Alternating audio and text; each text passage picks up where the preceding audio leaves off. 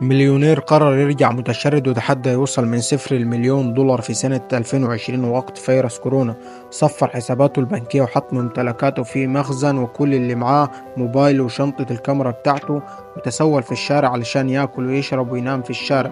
طلب من الناس على فيسبوك المساعدة وجاله إيزك واحد سكنوا معاه في الكرفان. بدأ ياخد إعلانات من موقع كريكز ليست ويبيعها على فيسبوك ماركت بلس، وفي اليوم الثالث عمل ربح 250 دولار من بيع الكنب. قدم على وظائف كتيرة واشتغل مسوق إلكتروني ومساعد في مكتب محاماة وديليفري بعربيته إيزك، وتاجر في الدراجات المستعمل. الكرفان اتملى حشرات وكان محتاج ينقل لشقة، وبعد محاولات اتفق مع عميل ادفع له 1500 دولار مقابل خدماته التسويقية، وأجر بيت من 5 غرف ب4000 دولار وعاد تأجيره ل4 سكان معاه مقابل 1000 دولار للغرفة وسكن هو ببلاش.